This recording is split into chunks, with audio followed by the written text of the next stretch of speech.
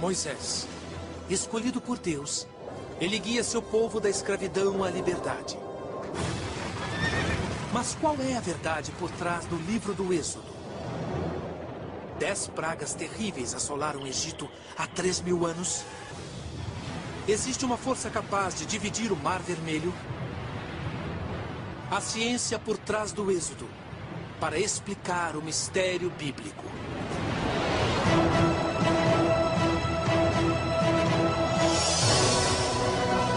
A Bíblia, uma escritura sagrada para bilhões de pessoas, cheia de milagres e mistérios. Novas descobertas tecnológicas sugerem que alguns dos incríveis milagres são baseados em fatos reais. A ciência pode revelar a verdade por trás dos maiores mistérios da Bíblia? A Bíblia, Mistérios Revelados, Êxodo. O livro do Êxodo é uma história de milagres e liberdade. Narra a história de Moisés, que pede ao faraó egípcio que liberte os hebreus escravizados. Após pragas e desastres, o povo hebreu sai para a liberdade. E é quando Deus divide o Mar Vermelho. A história atinge o apogeu com a entrega dos 10 mandamentos, as leis de Deus, no alto da montanha sagrada. Essa saga é a pedra fundamental de 2 das maiores religiões do mundo. A narrativa do Êxodo é o fundamento do judaísmo e do cristianismo. É literalmente a história de perdedores que enfrentam a opressão, livram-se dela e se denominam o povo escolhido. Mas será que essa história é uma lenda religiosa? Ou existe algum indício de que essa narrativa fantástica de milagres e mistérios tenha mesmo acontecido? Há tempos, o Êxodo é considerado uma importante narrativa espiritual, rica em significado religioso, mas impossível de ser provada. Porém, novas descobertas na ciência revelaram indícios surpreendentes de que a história de Moisés e seus milagres incríveis pode estar embasada em fatos históricos e científicos. Qual é a ciência por trás dessas histórias bíblicas de milagres?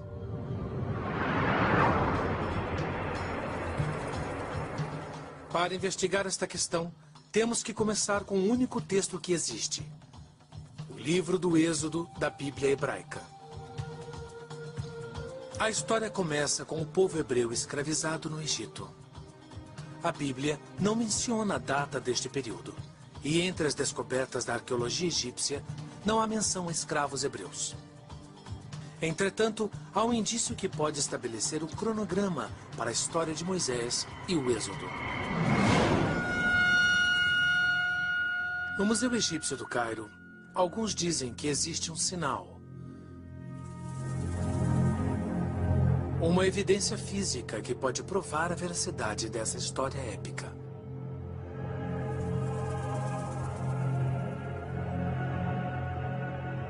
Esta placa de pedra é chamada Estela de Merneptah, uma referência ao faraó que governou o Egito entre 1224 e 1211 a.C.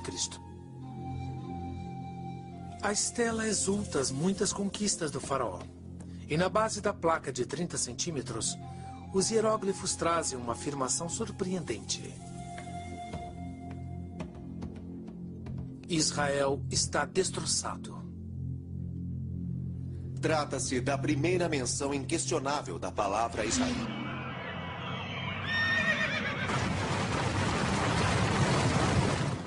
Claro que os vitoriosos sempre dizem que destruíram tudo. O que não significa que a coisa deixou de existir. Mas isso mostra que a terra de Israel já existia naquela época. Comparando a linha do tempo egípcia com a bíblica, a data do Êxodo começa a surgir. A Bíblia relata que Israel foi estabelecido 40 anos após os acontecimentos descritos no livro do Êxodo. Se a estela estiver correta, então isso demonstra que os hebreus estavam vivendo na Terra Prometida, a terra de Israel, por volta de 1211 a.C., Portanto, o êxodo deve ter acontecido antes dessa data. Não há outra menção de Israel ou escravos hebreus nos registros egípcios. E a Bíblia não menciona o nome do faraó que governava o Egito no tempo de Moisés. Mas a Bíblia nos diz o que os hebreus estavam fazendo no Egito. E isso pode ser a chave para a descoberta de mais evidências. O livro do Êxodo diz: reconstruíram para o faraó as cidades armazéns de Pitom e Rameses. Será que essas duas cidades podem ser encontradas? Caso possam, isso nos daria mais indícios da escravização dos hebreus e do êxodo.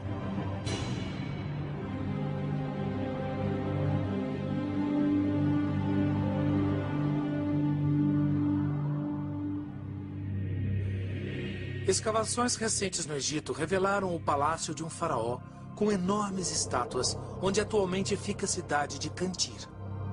Os hieróglifos antigos dizem que é a cidade de Ramsés, Pi-Ramsés, cujo nome coincide com os das cidades construídas pelos hebreus na Bíblia. Arqueólogos acreditam que a cidade foi construída por volta de 1280 a.C. Será que estas pedras foram utilizadas pelos escravos hebreus do Êxodo? Se esta for mesmo a cidade mencionada na Bíblia, então é possível identificarmos o faraó do Êxodo. A construção foi feita por Ramsés II. E Ramsés II provavelmente iniciou seu reinado por volta de 1280 a.C. Isso nos dá uma cronologia para o Êxodo em algum momento entre a construção da cidade de Ramsés em 1280 a.C. e a conquista de Israel pelo faraó Merneptah por volta de 1211 a.C. Durante este período, a Bíblia diz que os egípcios temiam que os escravos hebreus se rebelassem. Por isso, costumavam assassinar todos os filhos homens dos escravos. Com uma exceção. Segundo a Bíblia, a mãe de Moisés era hebreia. Para salvar a vida de seu filho, ela colocou a criança num cesto de papiro e o lançou nas águas do rio Nilo.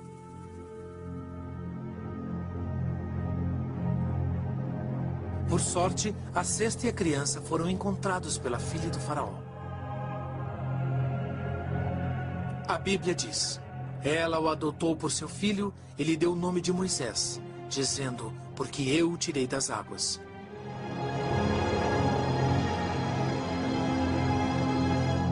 O nome Moisés, em hebraico, significa retirado, salvo. E reflete o fato de que Moisés foi retirado do berço nos juncos pela filha do faraó. Esse é o motivo do nome. Mas o nome Moisés pode nos dar outra pista para a história, pois Moisés não é um nome hebreu. A palavra como a pronunciamos, Moisés, significa filho de, em egípcio. Tome como exemplo Ramsés, que significa filho do deus do sol, Amon-Ra. Ou Tutmés, filho de Tut, deus da sabedoria.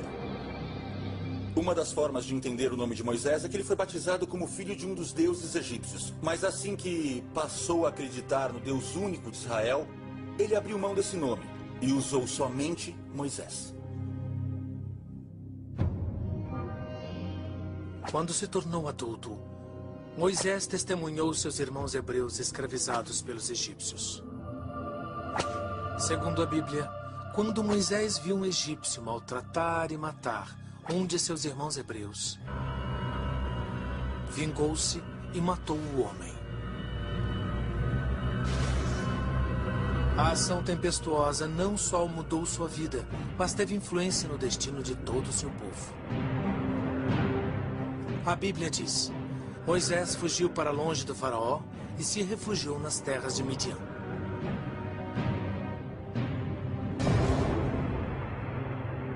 A verdadeira localização de Midian é um mistério. Mas foi lá que Moisés supostamente teve seu primeiro encontro com Deus.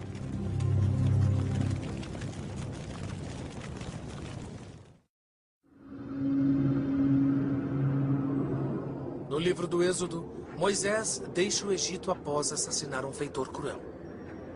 Segundo as Escrituras, Moisés buscou refúgio em Midian, cuja localização exata nunca foi clara. Estudiosos costumam localizar Midian em algum ponto da península do Sinai, no Egito. A Bíblia diz que Moisés fez a primeira visita ao sagrado Monte Sinai quando estava exilado. Se o Monte Sinai fica na península do Sinai, então Midian também devia ficar lá. Além disso, a península se estende pelo Golfo de Suez, longe o bastante do Egito, para servir de refúgio para um assassino fugitivo. Mas o professor Colin Humphreys, da Universidade de Cambridge, discorda. Ele acha que Midian não fica onde muitos acreditam.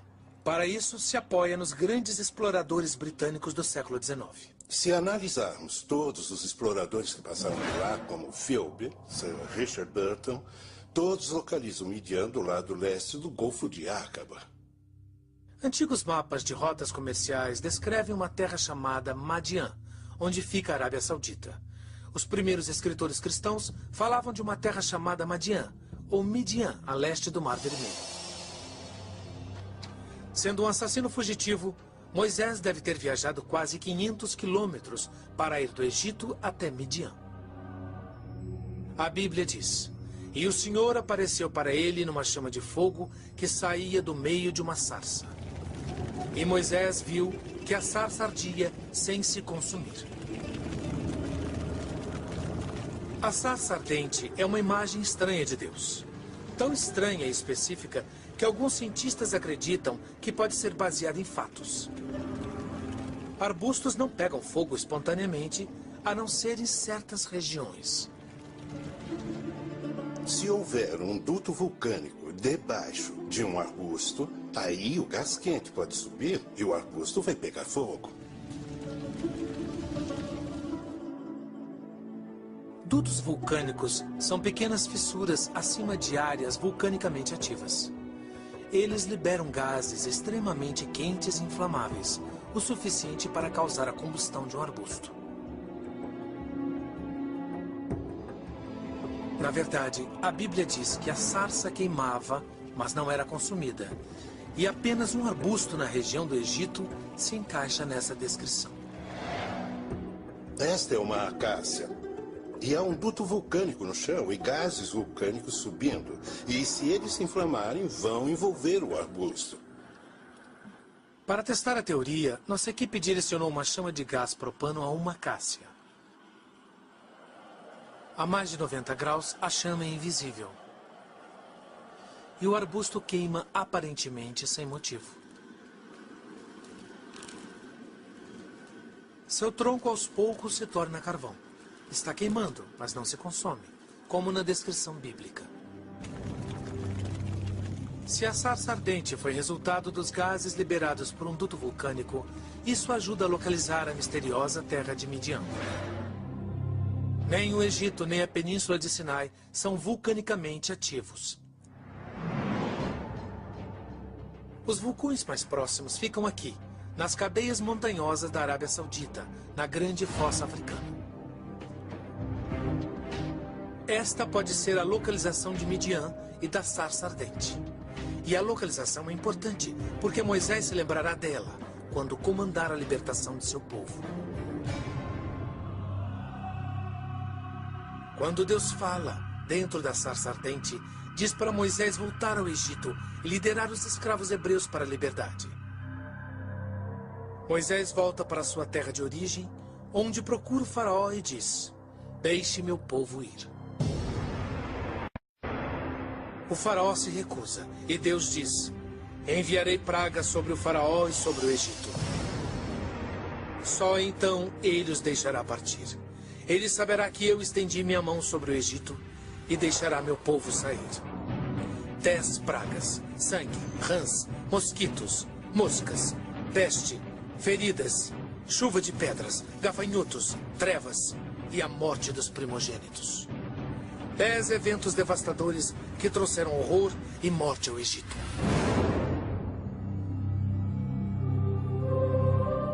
Alguns cientistas sugerem que as 10 pragas não são apenas uma reprodução literária da ira de Deus, mas sim uma descrição científica muito precisa de fenômenos naturais.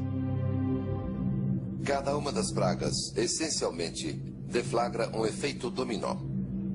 Empurra uma bola de neve montanha abaixo, e isso chega ao clímax com a 10ª praga.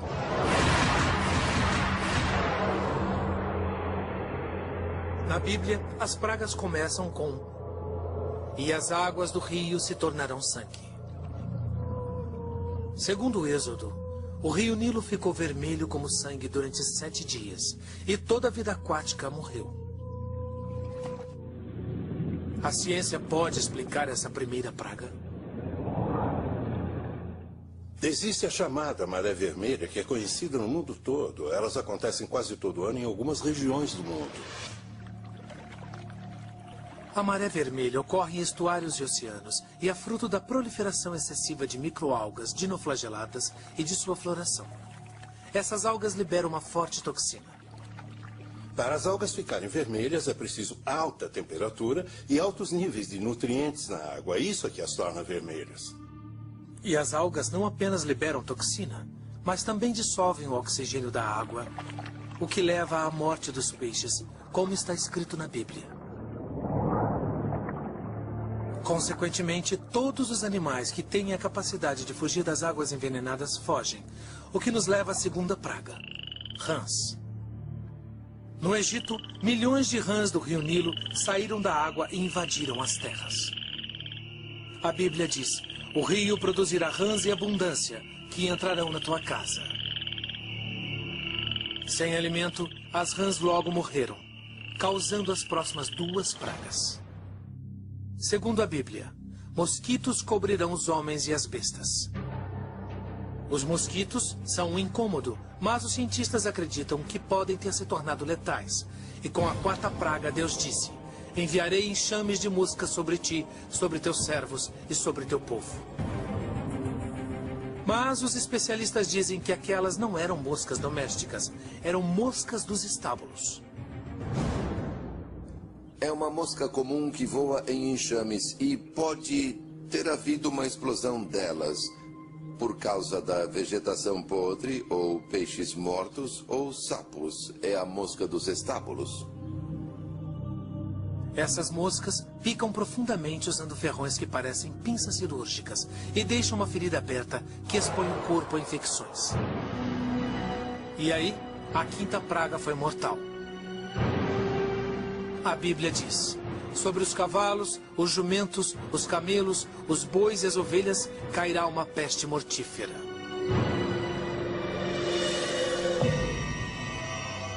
A peste que matou o gado e a criação foi resultado de um vírus patogênico espalhado pela picada dos mosquitos da 2ª praga. É a febre catarral maligna, ou língua azul. Ela tem esse nome porque os pulmões ficam cheios de líquido, os animais não conseguem respirar, suas línguas ficam azuis e eles morrem. Na 6ª praga, os homens também são atingidos por doenças. A Bíblia diz: "Úlceras e chagas atingirão homens e animais." Chagas, pústulas e feridas purulentas que podem ter sido causadas pelas picadas das moscas dos estábulos.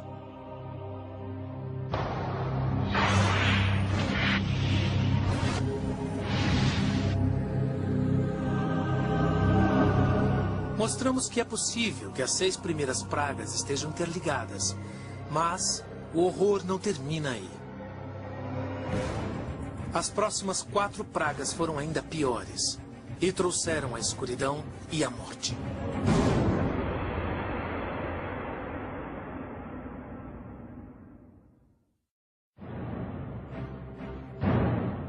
Na narrativa bíblica do Êxodo, Deus envia 10 pragas sobre o Egito.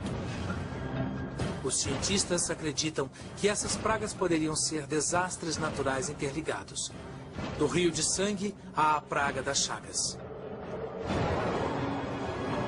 Mas a 7ª praga veio do nada. Uma chuva de granizo de proporções inimagináveis. A Bíblia fala da pior tempestade nas terras do Egito. Embora não sejam comuns no árido norte da África, as chuvas de granizo já eram conhecidas por destruir os campos de trigo e de cevada do Egito. O frio e a umidade repentinos, num clima quente e abafado, criaram um ambiente ideal para a eclosão de ovos de insetos, e isso culminou na 8ª praga. Os gafanhotos. Como fazem até hoje, há 3.000 anos, no Egito, os vorazes gafanhotos do deserto, ou Schistocerca gregária, devoraram tudo o que crescia, levando a fome ao Egito.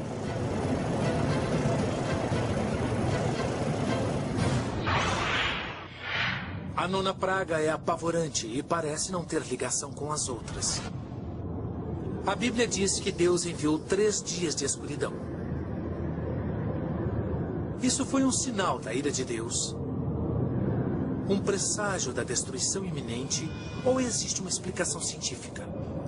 É quase certo que tenha sido um cansim, uma tempestade de areia. No verão, essas tempestades são comuns no Oriente Médio. O cansim, vento seco do deserto, tem ventos de 140 km por hora, levantando areia e poeira suficientes para bloquear o sol. E essas tempestades de areia podem durar 2 ou 3 dias. A Bíblia diz que teria durado 3 dias, resultado da destruição dos campos pelos enxames de gafanhotos. Os campos vazios e o solo devastado produziram areia e poeira que encobriram a luz do sol por 3 dias. E os egípcios ainda tinham mais uma praga pela frente. Pior que todas as anteriores. A 10ª praga, como descrita na Bíblia, é a mais misteriosa. A Bíblia diz: todos os primogênitos do Egito morrerão, desde o primogênito do faraó até os primogênitos dos animais. Como isso pôde acontecer? Terá sido a mão de Deus ou um fenômeno natural?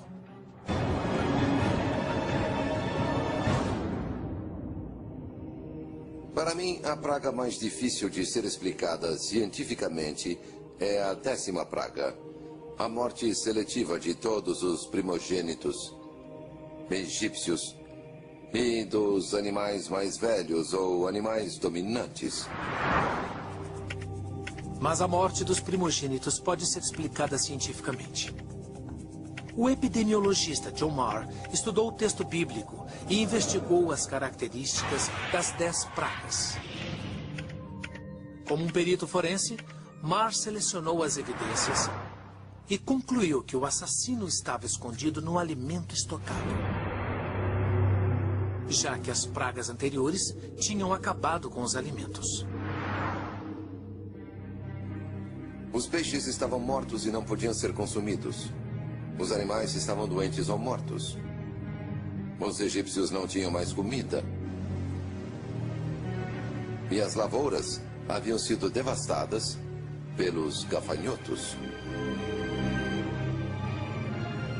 Granizo e gafanhotos destruíram toda a colheita do ano. Isso forçou os egípcios a estocarem qualquer comida que restasse e tiveram que enterrá-la. E os grãos armazenados podem ter desencadeado a 10ª praga.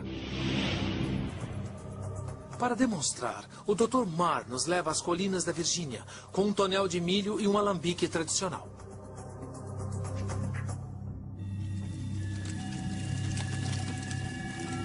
Isto é um alambique usado para fazer aguardente. Faz parte de uma antiga tradição usar levedura, que é um fungo, para transformar milho em álcool. E aqui dentro, o milho está fermentando num ambiente controlado. Ele se transforma em líquido e você tem o bom aguardente da Virgínia. Fazer uso controlado de fungos pode produzir álcool, mas fora de controle, os fungos podem ser mortais. Pode ter sido uma contaminação por fungos dos grãos estocados no subsolo, que estavam contaminados pela água e pelos excrementos dos gafanhotos. Eles foram cobertos com areia escaldante e cozinharam e fermentaram e produziram um veneno muito potente, denominado micotoxina. As micotoxinas são fungos microscópicos que proliferam rapidamente e são altamente tóxicos. Muitas micotoxinas podem destruir o sistema imunológico e os órgãos que processam o sangue, que são o fígado e os rins. Até pequenas quantidades podem causar doenças e morte. Os 3 dias de escuridão da 9ª praga devem ter dado tempo suficiente para as micotoxinas se desenvolverem e infectarem somente as camadas superiores dos grãos estocados no subsolo. Se ingeridas ou mesmo inaladas, as micotoxinas podem matar de um dia para o outro. Mas isso não explica como a praga matou somente os primogênitos, entre homens e animais. Marr acredita que a resposta esteja numa antiga tradição. No Egito e em outros países do Oriente Médio, há uma tradição de que o filho mais velho ganha uma porção dupla. Nas sociedades tradicionais, o filho mais velho era alimentado primeiro para assegurar o futuro da família. O mesmo acontece entre os animais. Qualquer pessoa que viva numa fazenda em que haja cavalos, vacas e porcos sabe disso. Qual deles se alimenta primeiro? O maior, o dominante. Então, se os egípcios usaram os grãos para alimentar seus animais, os animais mais velhos e mais robustos morreram. Segundo essa teoria, somente a camada superior do estoque de grãos estaria infectada com a micotoxina. Esta camada alimentou os primogênitos, enquanto o resto da população comeu os grãos das camadas inferiores. Os que comeram primeiro morreram. Os outros, não.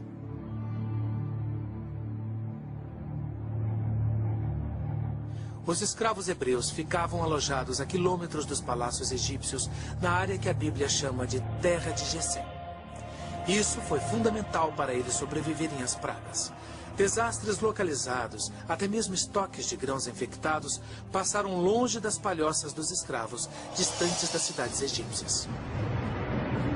As 10 pragas, do rio de sangue à falta de alimentos e mortes nas famílias, devastaram os egípcios. O faraó cedeu diante das súplicas insistentes de Moisés e libertou seu povo. A questão é, que caminho Moisés e o povo de Israel tomaram?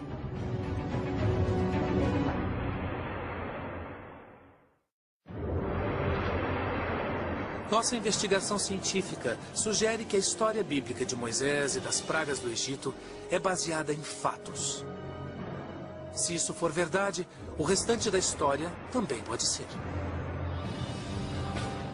Assim, poderemos seguir a trilha de Moisés e encontrar a localização da famosa travessia do Mar Vermelho e também do local mais sagrado da Bíblia, o Sinai, a montanha de Deus, onde Moisés recebeu os 10 mandamentos. Minha rota mostra os israelitas saindo do Egito e entrando na península do Sinai. O Dr. Colin Humphreys e o Dr. Peter Williams, da Universidade de Cambridge, estudaram centenas de mapas antigos em busca desta rota sagrada. Como sabemos, o livro do Êxodo diz que o ponto de partida do Êxodo, que era onde o faraó vivia em seu palácio, foi um local chamado Rameses. Já sabemos que a cidade bíblica de Rameses ficava nas ruínas que os arqueólogos chamam de Cantir. Mas, para descobrir a rota do Êxodo, devemos voltar ao texto bíblico.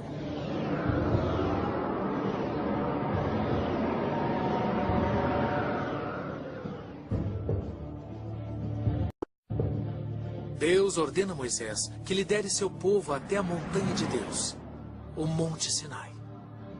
Mas antes que pudessem chegar, a Bíblia conta que os hebreus se defrontaram com o Mar Vermelho. A parte do Mar Vermelho mais próxima da antiga cidade de Rameses fica aqui, perto do atual Canal do Suez. Pela localização, este é considerado o local tradicional do milagre bíblico, pelo qual Moisés dividiu o Mar Vermelho. Mas nossos peritos dizem que 3.000 anos de tradição estão errados. O maior problema que vejo nisso é que, na época, Ramsés II controlava toda a península do Sinai.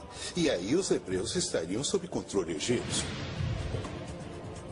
Deus disse para Moisés liderar seu povo para a liberdade, além das fronteiras do Egito.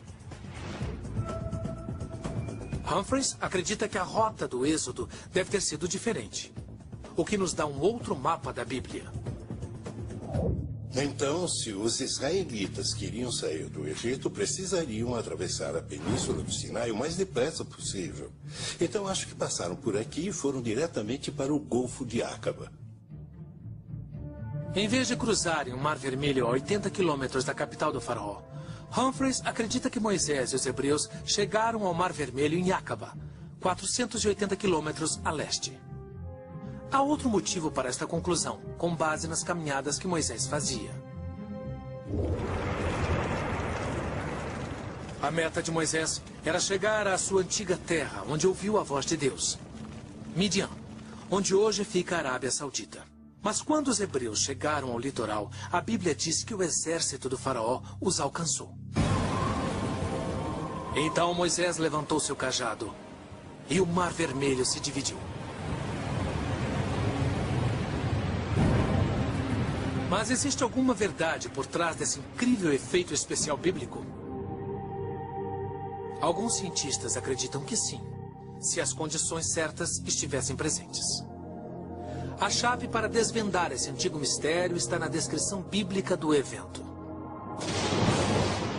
O livro do Êxodo diz: Moisés estendeu a mão sobre o mar e o Senhor fez o mar recuar com um forte vento leste que soprou a noite inteira.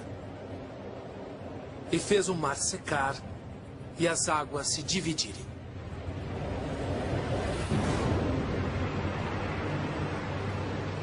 Para nós isso é...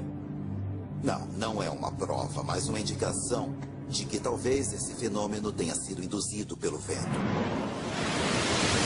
O oceanógrafo Doron Noff sugere que a divisão do Mar Vermelho não foi um milagre instantâneo, mas um raro fenômeno meteorológico. Podemos ver no monitor a animação dessa teoria. É um fenômeno que acontece em águas rasas. Está vendo o vento soprando da praia para a parte mais funda? Se o vento for forte o bastante e o golfo raso o bastante, a água pode recuar tanto que as irregularidades do leito ficam expostas.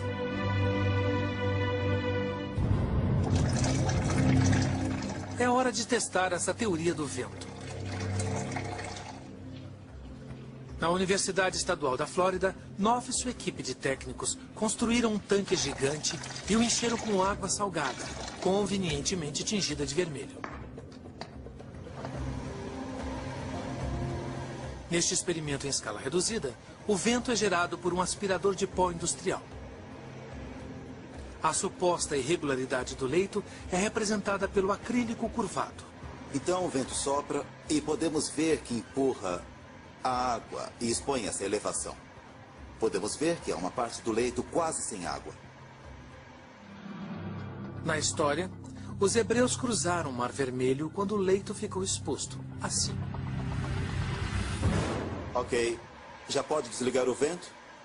Olha só, assim que o vento para, a água volta a ocupar tudo. O teste em laboratório é um sucesso. E prova que, teoricamente, pode ter sido o vento que dividiu as águas. Mas essa teoria depende da existência de uma elevação no leito do Mar Vermelho. Nossos especialistas acreditam ter encontrado isso exatamente onde a Bíblia aponta. Segundo a Bíblia, Moisés dividiu o Mar Vermelho ao meio depois que Deus mandou um vento poderoso que soprou a noite toda. Nosso experimento mostrou que os ventos podem dividir a água para revelar uma elevação submersa. Mas existe essa elevação sob a superfície do Mar Vermelho? Até agora, nossa investigação sugere que Moisés e os hebreus fugiram do Egito, cruzando a península do Sinai e chegando ao Mar Vermelho, onde hoje fica o Golfo de Acaba. Hoje, Acaba é um paraíso turístico, onde as nações de Israel, Jordânia e Egito se encontram. A topografia subaquática não revela irregularidades, mas há 3.000 anos as condições eram diferentes. Sabemos que há 2.000 anos as águas do Golfo de Acaba avançavam quase 200 metros litoral adentro. E sabemos disso por causa de uma cidade romana chamada Eliá. Segundo registros romanos, era um porto no Golfo de Acaba. E atualmente, Eliá está a quase 200 metros do litoral. Então, na época do Êxodo, há 3.000 anos, o mar devia se estender por mais de 200 metros. Quando a animação de computador redesenha o litoral de Acaba como era 1.250 anos antes de Cristo, boa parte da superfície atual fica submersa. O litoral de hoje pode ter sido, há 3.000 anos, uma área elevada submersa. Se o Mar Vermelho foi dividido, deve ter acontecido aqui. Acho que esse evento deve ter acontecido a uns 300 metros, onde hoje fica o Golfo de Acaba. É um local ideal para esse fenômeno. Mas o Dr. Knopf queria ver se sua teoria daria certo num corpo de água de verdade. Agora é hora de subir as apostas e levar o experimento do laboratório para o litoral. No Golfo do México, na costa da Flórida, Doron Knopf planejou um experimento único que testará sua teoria do vento em escala maior. Se o experimento der certo, pode provar que o Mar Vermelho foi mesmo dividido como a Bíblia afirma. Estamos no Laboratório Marinho da Universidade Estadual da Flórida, bem atrás de mim. Tentaremos demonstrar como o Mar Vermelho pode ter sido dividido.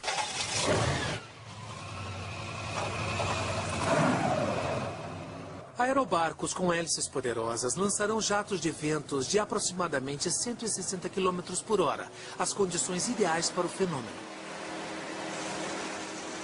O Golfo fornece condições hidrodinâmicas reais como massa, pressão atmosférica e condições da linha costeira, que não podem ser reproduzidas num tanque de acrílico. O aerobarco sopra forte nas águas do Golfo.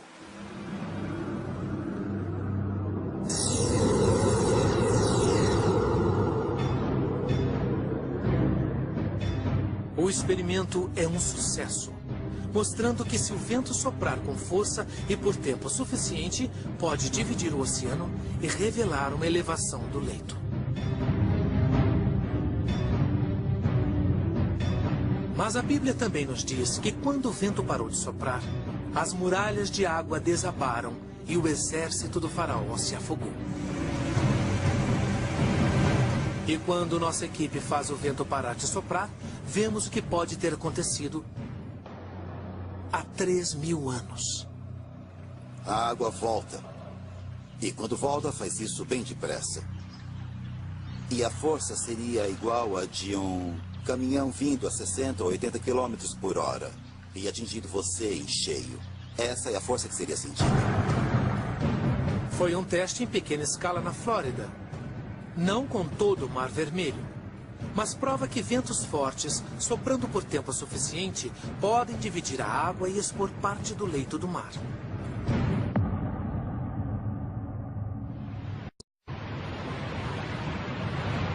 A Bíblia diz que depois que Moisés e seu povo atravessaram para a liberdade, ainda faltava uma etapa: chegar à montanha de Deus. Deve estar por aqui. Não sei, eu acho que não. Bom, então onde está? Será que nossos especialistas podem descobrir a montanha em que Moisés falou com Deus e recebeu os 10 mandamentos? Eu vou pesquisar na internet. Existe um mistério final na narrativa bíblica do Êxodo.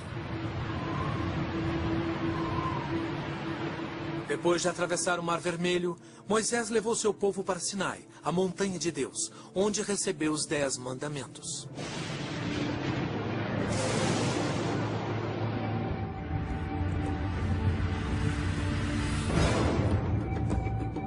Existe um monte chamado Sinai na península do Sinai. Considerado um monte bíblico desde o século IV d.C., ele recebe milhares de peregrinos todos os anos. Mas, se nossa teoria estiver correta, este pico não pode ser o lugar onde Moisés recebeu as leis.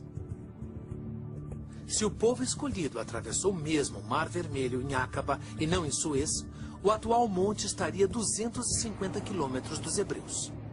Onde fica o verdadeiro Monte Sinai? O livro do Êxodo nos dá uma pista. Quando Moisés e os hebreus seguem as indicações de Deus. E o Senhor ia diante deles, de dia numa coluna de nuvem para mostrar o caminho. E de noite numa coluna de fogo para iluminá-los, para que caminhassem de dia e de noite.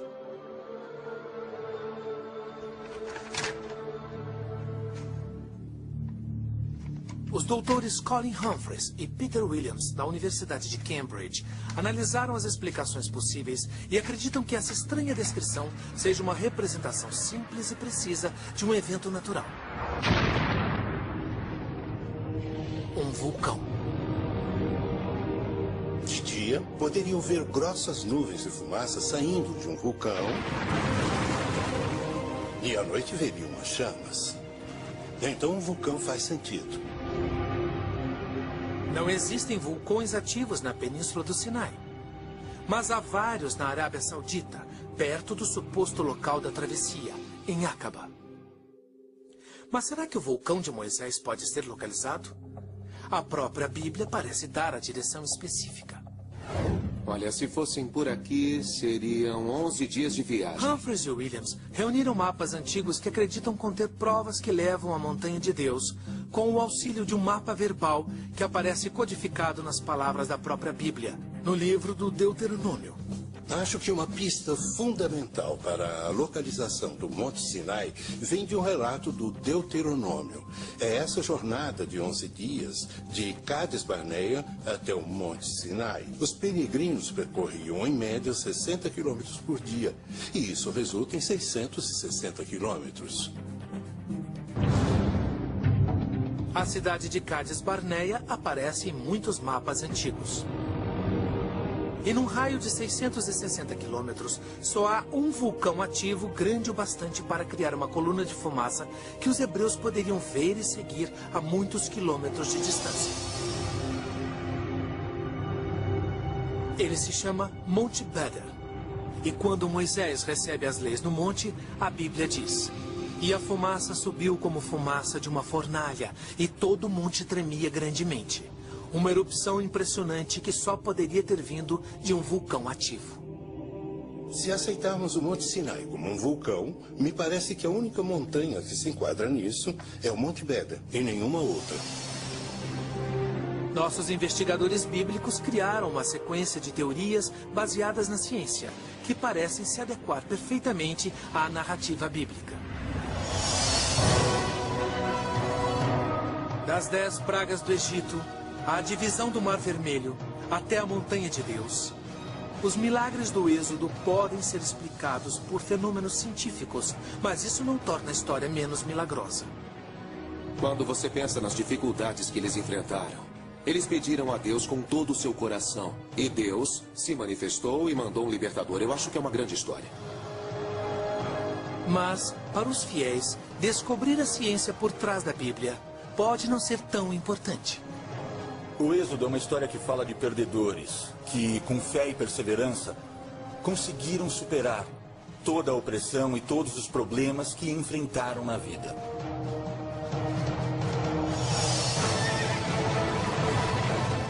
Os milagres do Êxodo contam uma história impressionante.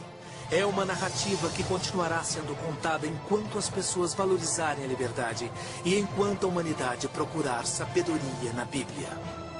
Versão brasileira, Tempo Filmes. São Paulo.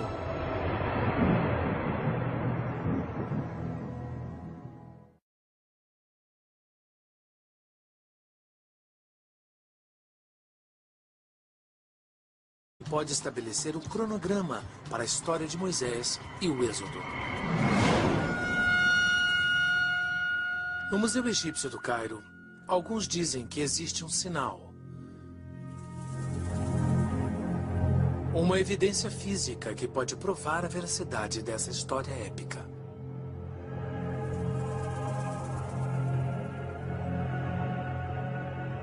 Esta placa de pedra é chamada Estela de Merneptah, uma referência ao faraó que governou o Egito entre 1224 e 1211 a.C. A estela exulta as muitas conquistas do faraó. E na base da placa de 30 centímetros, os hieróglifos trazem uma afirmação surpreendente. Israel está destroçado. Trata-se da primeira menção inquestionável da palavra Israel.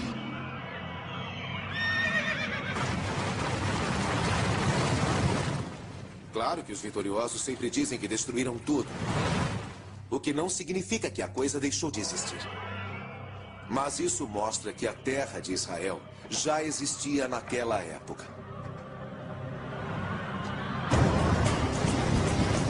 Comparando a linha do tempo egípcia com a bíblica, a data do Êxodo começa a surgir. A Bíblia relata que Israel foi estabelecido 40 anos após a construída por volta de 1280 a.C. Será que estas pedras foram utilizadas pelos escravos hebreus do Êxodo? Se esta for mesmo a cidade mencionada na Bíblia, então é possível identificarmos o faraó do Êxodo. A construção foi feita por Ramsés II. E Ramsés II provavelmente iniciou seu reinado por volta de 1280 a.C. Isso nos dá uma cronologia para o Êxodo em algum momento entre a construção da cidade de Ramsés em 1280 a.C. e a conquista de Israel pelo faraó Merneptah por volta de 1211 a.C. Durante este período, a Bíblia diz que os egípcios temiam que os escravos hebreus se rebelassem. Por isso, costumavam assassinar todos os filhos homens dos escravos. Com uma exceção. Segundo a Bíblia, a mãe de Moisés era hebreia. Para salvar a vida de seu filho, ela colocou a criança num cesto de papiro e o lançou nas águas do rio Nilo.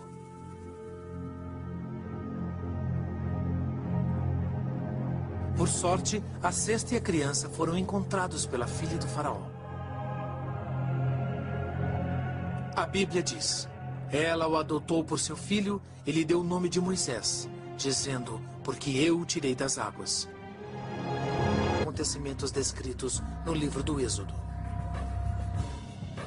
Se a estela estiver correta, então isso demonstra que os hebreus estavam vivendo na Terra Prometida, a terra de Israel, por volta de 1211 a.C. Portanto, o Êxodo deve ter acontecido antes dessa data. Não há outra menção de Israel ou escravos hebreus nos registros egípcios. E a Bíblia não menciona o nome do faraó que governava o Egito no tempo de Moisés. Mas a Bíblia nos diz o que os hebreus estavam fazendo no Egito. E isso pode ser a chave para a descoberta de mais evidências. O livro do Êxodo diz: reconstruíram para o faraó as cidades armazéns de Pitom e Rameses. Será que essas duas cidades podem ser encontradas? Caso possam, isso nos daria mais indícios da escravização dos hebreus e do Êxodo.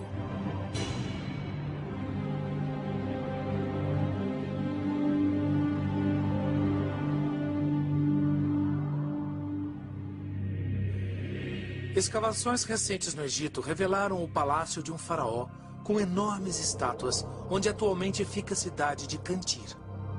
Os hieróglifos antigos dizem que é a cidade de Ramsés, Pi-Ramsés, cujo nome coincide com os das cidades construídas pelos hebreus na Bíblia. Arqueólogos acreditam que a cidade foi 10 mandamentos, as leis de Deus, no alto da montanha sagrada. Essa saga é a pedra fundamental de duas das maiores religiões do mundo. A narrativa do Êxodo é o fundamento do judaísmo e do cristianismo. É literalmente a história de perdedores que enfrentam a opressão, livram-se dela e se denominam o povo escolhido. Mas será que essa história é uma lenda religiosa? Ou existe algum indício de que essa narrativa fantástica de milagres e mistérios tenha mesmo acontecido? Há tempos, o Êxodo é considerado uma importante narrativa espiritual, rica em significado religioso, mas impossível de ser provada. Porém, novas descobertas na ciência revelaram indícios surpreendentes de que a história de Moisés e seus milagres incríveis pode estar embasada em fatos históricos e científicos. Qual é a ciência por trás dessas histórias bíblicas de milagres?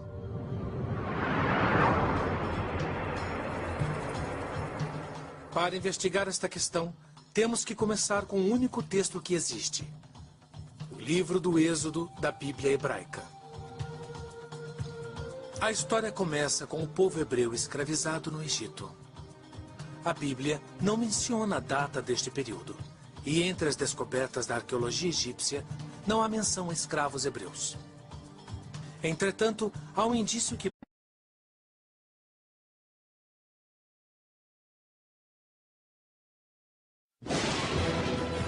Moisés, escolhido por Deus, ele guia seu povo da escravidão à liberdade.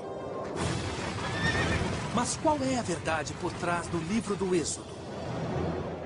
10 pragas terríveis assolaram o Egito há 3.000 anos.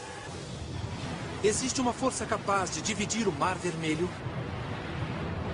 A ciência por trás do Êxodo, para explicar o mistério bíblico.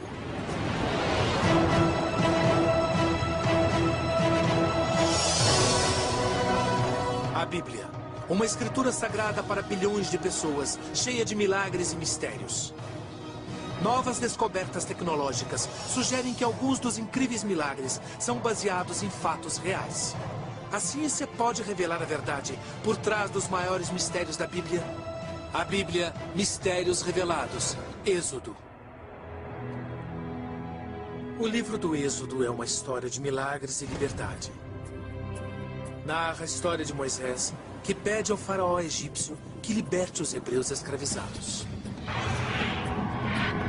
Após pragas e desastres, o povo hebreu sai para a liberdade. E é quando Deus divide o Mar Vermelho. A história atinge o apogeu com a entrega dos